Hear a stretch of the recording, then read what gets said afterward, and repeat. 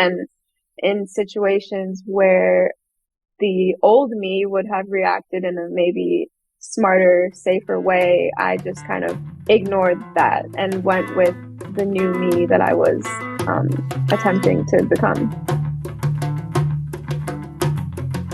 Hello, everyone. I am your host, Lion, and I am very passionate about helping you dig deeper to get to know yourself better. In this episode, I'm joined by Yasmin, who courageously shares vulnerable moments from her life. As someone who struggled to find herself and her purpose, Yasmin stepped out of her comfort zone in big ways to reinvent herself. She serves as a source of inspiration to others as it relates to digging deep to discover ourselves, our purpose, and the continuous journey of finding deeper versions of ourselves which we were previously unaware of. The journey never ends, and that's the beauty of it. Yasmin is passionate about mental well-being, consistent spiritual practices, and cultivating physical strength. Thank you. I want to begin by first thanking the audience. Thank you so much for making the time to be here, for your support. In today's episode, we're going to be talking with Yasmin. She's 24 years old and based out of the Minneapolis area. She's mixed culture. Her dad is white, mom is Moroccan, and that was a very important part of shaping her life, because growing up, Yasmin would travel back to Morocco quite frequently. And as a result of, those travels, she has a much more expanded worldview compared to her peers growing up. And as a result of that, she also has very big dreams of making a difference in the world. Yes. She's very passionate. Yeah. She's very passionate about mental health because of her own mental health struggles. She's very passionate about working out and being a source of physical strength to inspire other women like her. She's also very passionate about body positivity and inspiring others to work towards loving and honoring their bodies. She's also very spiritual and hopes to build on her practices as well as help inspire others to do the same. Today, we're going to spend some time talking about the wild ride that has been her life, the ups and downs, and the wisdom that she has been able to amass at such a young age, and the pivotal moments where she decided to change the course of her life by stepping outside of her comfort zone. Wow, that was an amazing introduction. I'm Yeah. impressed. Well done. Well, thank you. Is there anything that you'd like to add to that, Yasmin? No, I think that was wonderful. I guess I would just add that I'm super excited to be here with you today. I make a point to step out of my comfort zone on a daily basis. So I think it's really cool that you have this podcast that fully centers around doing just that. Hell yeah. So why don't we begin by you first sharing the story of how we met and the journey of how you've ended up here today. Okay, I'm trying to remember how we met. I don't know who followed who. Do you know? I don't. Okay, well, someone followed the other person. I believe, one of us reached out and we had a similar vibe going with like the body positivity and the mental health awareness and just all of that. And we connected and we kind of saw eye to eye. And yeah, you made a really good impression on me. I was like, I don't know who this guy is, but he seems cool. I like his vibe. And I noticed that you had this podcast. And then at some point, you reached out and asked me if I'd want to be on it. And I was like, yes, of course. And here we are today. Yeah, it's really interesting how two strangers can come into each other's lives, given their openness. And here we are, working on something that will live on long after you and I have left this physical form, and hoping to inspire others for years to come. Yes, that's the goal. Fantastic. So, in preparation for today's episode, you and I sort of spent some time getting to know each other. And one of the things, that came up is that you are a self-described shy person, and I definitely picked that up in your vibe. You're, kind of quiet, very Zen-like almost. And one of the things that I'm really interested in, digging and sharing with the audience is when you compare sort of the vibe that I have of you, which is that of a shy person, compared to how you put yourself out there on social media, especially because as somebody who, really buys into body positivity, you're not shy about, portraying your love of your body in different forms, even if it's seductive, sensual, or otherwise, right? Like honoring the strength in many different ways. I guess I'm curious to learn more about that journey. Let's start there, and then we can sort of,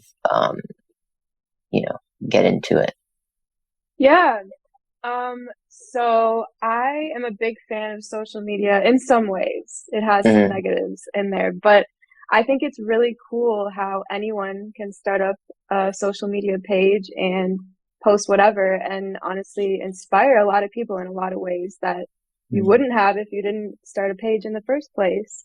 So I wanted to do that because I saw other women doing that, and the fitness kind of went hand in hand with that. I found women who were big into weightlifting and developed like a love and an appreciation for their body through doing that. And I was like, wow, that's really cool. Like I want to try that myself. So I got into doing that, and I saw Instagram as a good tool to use to share what I was doing and to share the journey with loving my body for where it's at and getting stronger and all of that. And so, yeah, that is something that I love to do, but it definitely can be uncomfortable, and you have to really accept the fact that you're sharing a really intimate part of yourself with the world. And that wasn't something that came easily to me as someone who's somewhat shy and like reserved. Yeah, I really had to push myself to kind of just be okay with it and do it anyways. And it's a constant challenge for me, like being totally okay posting whatever and sharing my journey of working out and loving my body through Instagram. But it's very rewarding, and I'm glad I started it. Thank you for that. Are you able to share sort of a story related to a moment where you were going to post a picture of yourself that was not something that, you were used to posting, maybe something that was more revealing than what you've posted, and share us a story of that instance and some of the thoughts and, potential judgments that came into your mind and how you navigated that. Yeah, I guess what comes to mind is, so I'm big into working out my lower body and my butt. Mm, And it's one thing to like see other women doing that and posting about that and be like, yeah, like that's inspiring. I could do that too.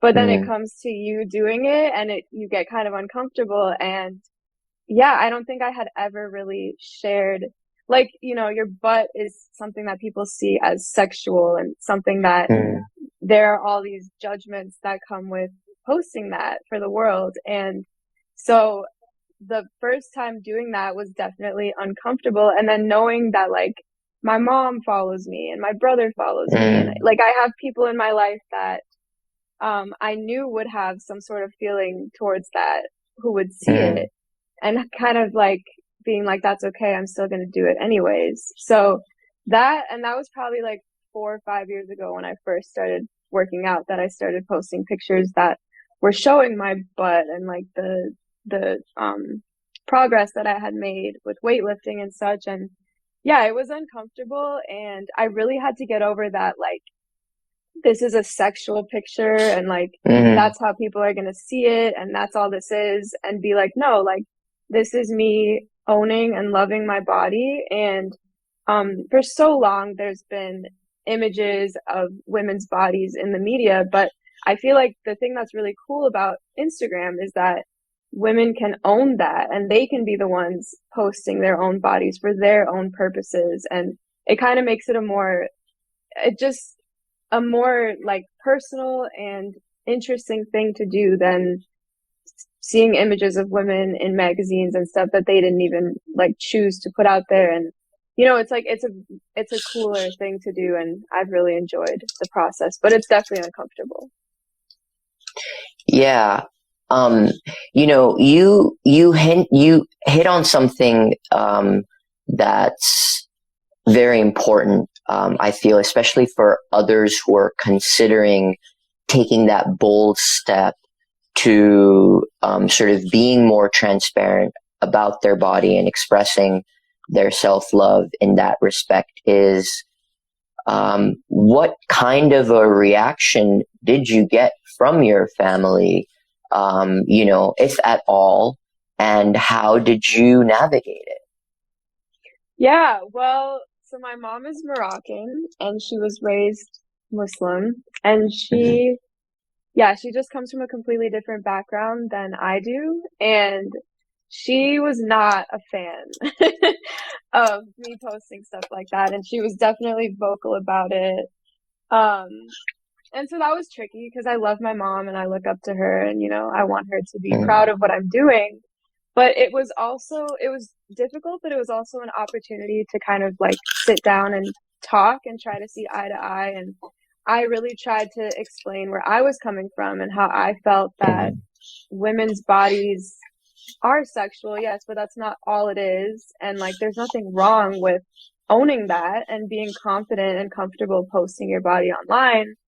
Um, and she still, I think, has trouble with it, but she respects, where I'm coming from and the fact that I'm a different person and I'm going to do what I want. So that was interesting. And then my brother, I he definitely had some uncomfortability with it as well, but he's also very supportive. I had like cousins who follow me who were very uncomfortable, and I would hear about like gossip amongst them that never Mm-hmm. actually was said to my face. But yeah, I just at some point was like, I knew this would be a reaction when I started doing this, and people are entitled to whatever they want to think, but ultimately, I'm going to do what I want and I'm going to do what makes me happy. And I'm big on working on not judging others. So I kind of just hoped that the people in my life, especially people who love me, would work on trying not to judge me as well. You gave them a test for sure. Yes, I still do all the time. That's amazing. That really resonates with me because I'm big into body positivity as well, and I have put my ass, bare ass, out on Instagram, as you can testify. Yes. And it took me a long time after the first photo shoot to work up the courage to say, okay, this is going to change my relationship with whoever is, impacted by this in a potentially, negative way. And am I ready for that? I believe that it's important. And obviously, similar to you, I had a conversation with I don't know if it was just my mom or both my parents, to say, yo, this is about to happen and you might hear about it from our extended family. Warn them a little bit. Yeah, I did. And, I told them, like, I do not expect you to understand. I completely see from your perspective how this is just so crazy and so out there, but I need you to trust that, like, this is coming from a place of love. And as outrageous as it seems, that it will make a difference, because I believe that it will, right? Mm-hmm. And it took a few months until that first message from a follower, that validated sort of, the act of courage, right? Mm-hmm. And like putting myself out there. So I feel you, and I appreciate you, sharing that. Let's talk a little bit more about sort of your journey on social media, because one of the other things that you sort of talked about was, the journey, the process of putting yourself out there and then not being rewarded with like your follower count blowing up, despite how passionate and moved you are by, the stuff that you put out there, and what that's meant for your journey of continuing to step out of your comfort zone. Yeah, so I feel like, for me especially, but for most people, it's uncomfortable in the first place to put yourself out there, like you have in any way, on social media or with your art, music, whatever it is that you do. It's one thing to have that, but then to share that with the world is uncomfortable, and you don't really know what type of reaction you're going to get. And I think it's even trickier when you're someone who fully believes in yourself, and you know what you're doing, and you know your purpose, and you know what you're capable of, and you don't necessarily feel like you're getting the reaction that you deserve, or, especially with social media, when you're trying to build a following, it takes time and it takes work and patience and this acceptance that you're not going to get the reaction that you feel you deserve right off the bat. And it's something you kind of have to work towards. But in that time where you're working towards it, you have to be okay with not getting that. And so that is uncomfortable. And I think for me, it's been kind of stretched out because I had, a big part of social media is consistency, and that can be really hard to like consistently be posting and be active. And so, yeah, a big part of this for me has been accepting that, maybe not as many people are paying attention to what I'm doing or what I'm saying as I would like. And that's okay. I mean, I think a big part of it is realizing that even if there's one person who watches what you do and pays attention to what you're saying, they're impacted by that. And that's a life that you are changing. And that's a big thing for me. It's like, you don't need to have millions of people watching what you're doing in order for you to be having an impact in the world. But that was something that I had to kind of learn along the way. And there's definitely discomfort that comes with putting yourself out there and not knowing what type of feedback you're going to get. Yes, Yasmin. That is true gold, what you just shared.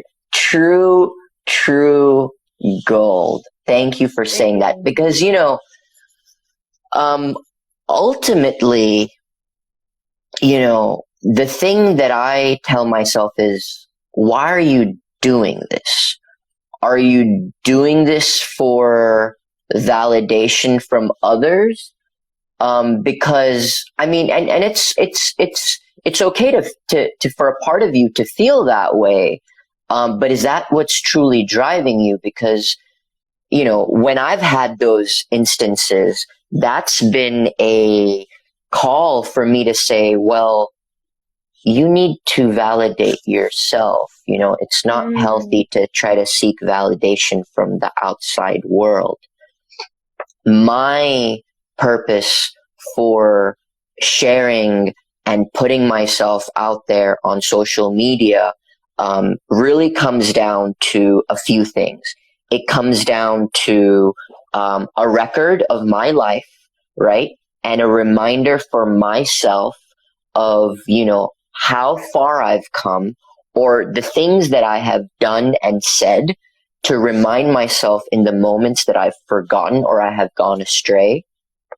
Secondly, and this is like importance wise, right? So the most important thing is me. This social media thing is for me. So ultimately, what I have to constantly remind myself is if my follower count goes down to 0, that's okay because I am my biggest follower. Mm. I love that.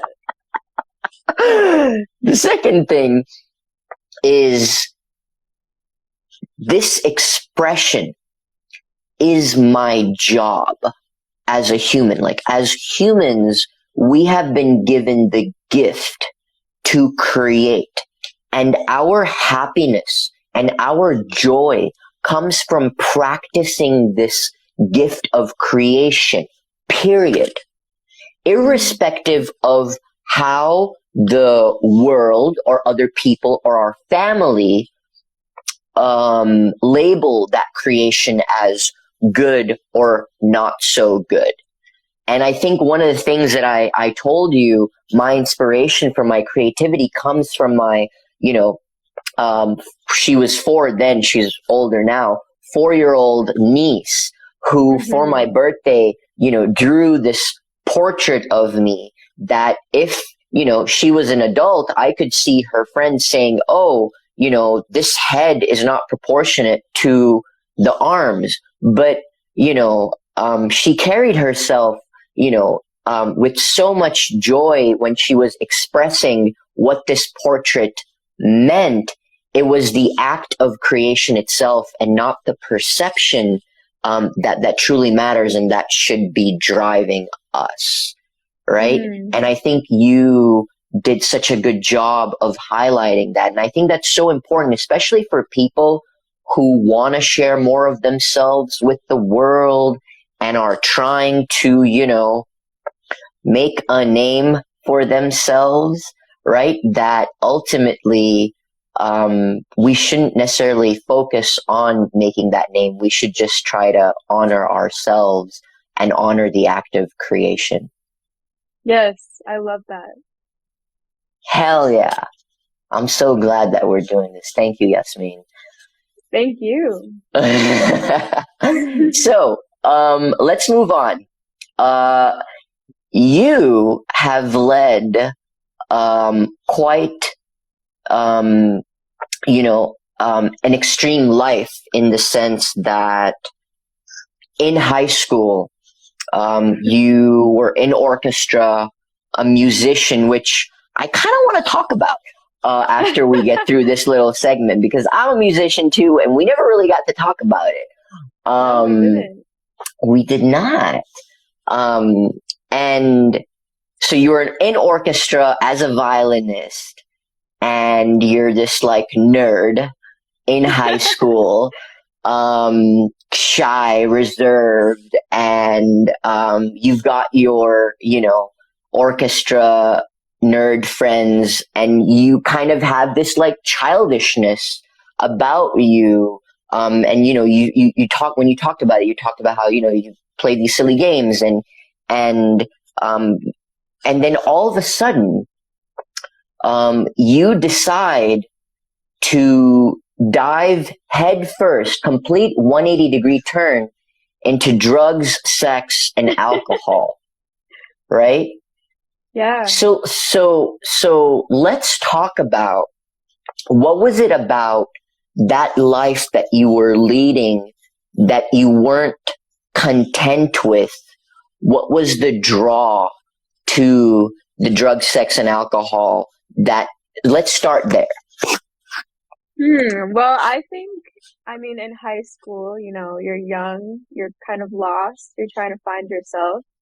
I very much was all of those things. And I, I had this life, as a violinist and as a good student and, as a child in a lot of ways, still very much playing games and doing little kid things in quotations. But yeah, but I was in this like big high school, inner city high school, and I looked around me and saw a lot of people doing the opposite of that, like partying and doing drugs and having sex and just all these things that were so foreign to me. And I think in an attempt to fit in and to grow up and all these things that I feel like society was kind of pressuring me to want to do. And the pressure was definitely heavier on me than on friends of mine. I was like, I'm doing the wrong thing, like my time to play and do the violin and be good in school is over. That's not what's cool.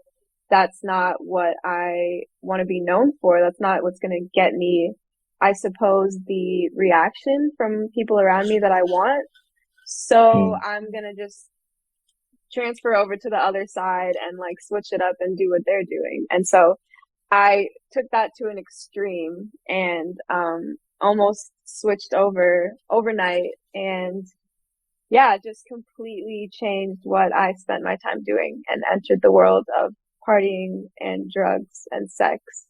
Um, after, I mean, from being pretty much a kid before that. So, Was that a moment of discomfort where, making such a radical shift so fast, was there hesitation? And if so, what did you tell yourself? How did you navigate it? How did you summon the courage to dive headfirst and not look back? yeah, I think life is all about purpose. And I suppose at Mm, that point in my life, my purpose was to reinvent myself. Um, and I had a strong desire to do so. I really wanted to feel like I mm, fit in more with the world around me, the world around me being my high mm, school. So, yeah, there was discomfort for sure. I mean, I went from a very protected life where I was mm, only with people I love and care about and was always in safe environments, doing safe things, to the mm, exact opposite. And it was uncomfortable for sure. And I think especially because at my core, I'm someone who I don't want to be in danger. Like I want to do things that are smart and good for me. And um, mm, I like to be around people that I love and feel safe with. So it was very foreign to me to do the opposite and to switch to doing the opposite so quickly. But I mm. think because I had this sense of purpose to reinvent myself, I just pushed through that discomfort and um, really had to let go of a lot of parts of myself that had been, my strong defining factors. And I just kind of let go of Mm. them. And in situations where the old me would have reacted in a maybe smarter, safer way, I just kind of Mm. ignored that and went with the new me that I was attempting to become. Yeah, what's safety, right? So, can you help illustrate that part of your life by sharing a story or two so that we can, get a deeper understanding? Yes. All right. I'll share the two stories that often come to mind because they are memories that I look back on now and I'm like, oh my God, like how did I end up in that situation and how am I okay? Um, Mm. so one of them was I went to a party to meet this guy that I was seeing at the time. Mm, Random house, and it was probably 1 a.m. or something, and I'm this little like 17-year-old driving my mom's car. mm, And I get there and the person I'm supposed to meet isn't there, and I'm all of a sudden in this very safe, I mean unsafe environment. So surrounded by guys, high school guys who are drunk and off drugs and who knows what, and in a very rowdy state. I think it was like mostly guys there. I saw very few girls. So mm, that in itself was uncomfortable. mm. And yeah, the situation escalated quickly, and I at one point kind of felt like I was being like lured downstairs and was maybe going to get raped, and like I felt very, very Wow. uncomfortable. Yeah. And that is a situation where the old me would have been like, you need to leave, you need to go home. Like, this is not, I knew that that was the right thing to do, but I, again, was kind of, in this huge attempt to ignore the old me. I was like determined to stay in the situation. And so I did, and I ended up having this really nice guy kind of acknowledge the fact that I was in an unsafe circumstance and help me get out of it. But that could have been a lot worse. And that was a situation that I found myself in often. Mm, And another one that comes to mind is being at another party and deciding to leave with these people and getting in the car to go. And once we're on the road, realizing that the driver of the car was drunk and not in a state to be driving. And he eventually crashed into a tree, and that was scary, very mm, scary. And yeah, luckily I didn't get hurt, but people in the car did get hurt, and I kind of again was with people I didn't know and in a place that I didn't know, and dealing with the guys driving not wanting us to call the cops and not wanting us to get anyone involved, and me just kind of having to be like, okay, how do I deal with this situation? Not really being equipped to deal with something like that because I had such a mm. drastically different past. So again, something that could have been a lot worse. And surprisingly, I'm okay. And it's like, I don't know how I feel when I think back on those memories. I'm just like so glad that I'm okay. But yeah, for a long time, was in a lot of situations like that. Mm. Thank you for sharing that. And when you sort of talk about where you were, um, in high school before you decided to sort of start experimenting and really diving in, and then the world that you entered, and some of these instances and situations that you were finding yourself in. Can you talk a little bit about, um, you know, your mental health? Because I know that that's something that you're very passionate about because you yourself grappled, you had your own mental health struggles, as a lot of us do, as all of us do, I should say. Mm. Um, and what was the state of your mental health like in that point of your life? It was definitely not great. I, yeah, I felt very lost. And I think it's, to be one person with these habits and this way of life, and then to kind of Mm, like reject all of that. Um, you don't really know who you are. Like, I already didn't really know who I was, but then when I let go of all that, even more so, I mm, didn't know who I was. So yeah, when I think of my mental health at that time, I think of like a deep sense of being lost and not knowing who I was, not knowing how to figure out who I was. And yeah, the anxiety and the depression that comes with that. I mean, it's not not a good way to feel. And then when you throw in, dealing with it by doing drugs and being around people that don't care about you, it kind of makes the situation worse. So Yeah. that was definitely a dark time when it comes to my mental health. So thank you for sharing that. Could you talk about, what your life looked like when you hit rock bottom? What did rock bottom look like for you? Yeah, just again, very lost. Didn't really have like something that I did that brought me joy. I suppose Mm. violin. We can talk about this more another time, but my experience with violin was tricky. It never really brought me that much joy, but um, yeah, I just like really had nothing, no type of outlet. So Mm. not really knowing what to do with myself, and I had let go of a lot of friendships because they didn't align with the new person that I wanted to be. And my mom, being from Morocco and being a decent amount older than me, she's there for me, but at this point in my life, I didn't really feel like I could talk to her about the things that I was doing and experiencing. So feeling very lost and very, very much like I didn't have support. Um, and yeah, it was a dark time. I feel like just a lot of helplessness. Like I'm lost and I know that, but I don't know what to do about it. And I don't know how I'm going to get out of this. And that's how I felt for a while in high school. Mm.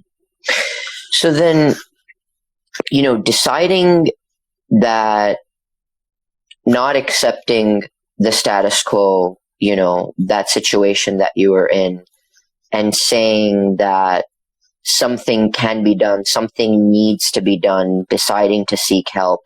That again, I see that as um, a point of stepping out of your comfort zone to sort of change the circumstances around you.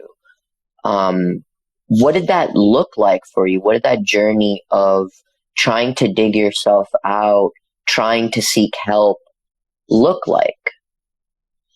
Yeah, I think first and foremost, it started with accepting where I was at, like admitting to myself that I was in a dark place mentally, and Mm. that the way I was living my life wasn't serving me and wasn't a good way to go about things long term. So Mm-hmm. realizing that and accepting it, I think awareness is such an important thing in life. You need to be aware of something for it to be real to you. And so becoming aware of the state that I was in was a big part of it. And then going from there, like, okay, I need help. What am I going to do to seek that? And luckily, I did have resources. I have a family that really loves me and is there for me.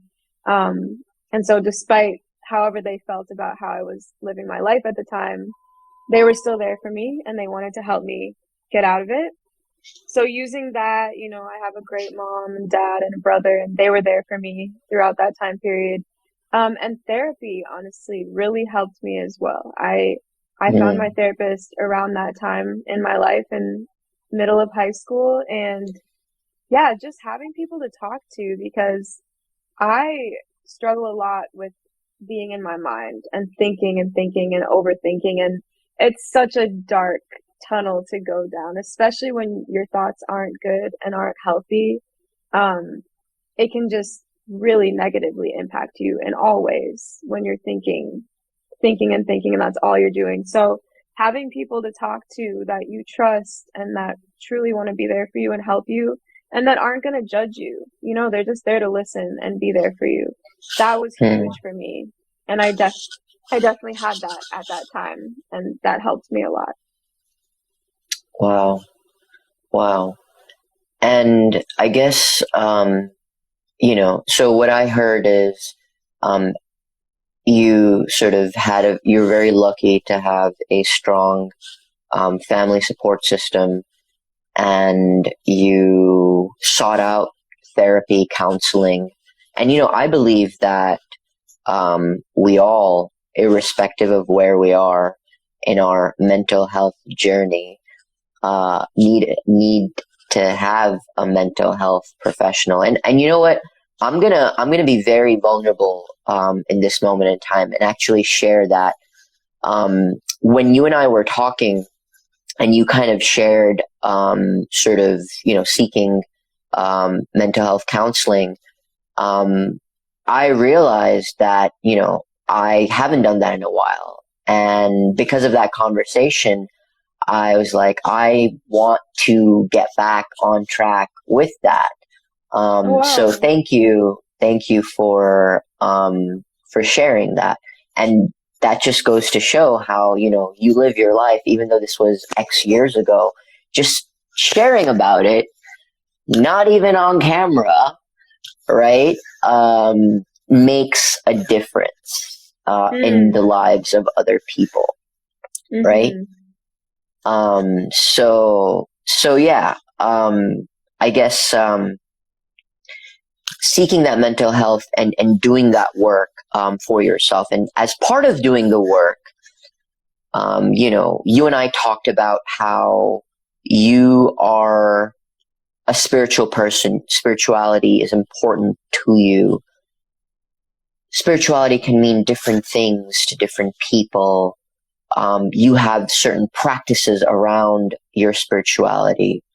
Can you talk about how you got started on that, and what some of your rituals around your spirituality practices look like? Yes, for sure. So with how, in terms of how I got started, my mom, she has muscular dystrophy, and she has Mm-hmm. a very bad case of it. So throughout my life, I've seen her be very limited in what she can do. And she's in pain a lot. And Mm-hmm. that's something that wears on you, like not only physically, but mentally. And so she actually discovered spirituality, or she's always been spiritual, but she kind of opened her mind to it more so, as a result of that, because she needed something to kind of keep her going. Mm-hmm. And so when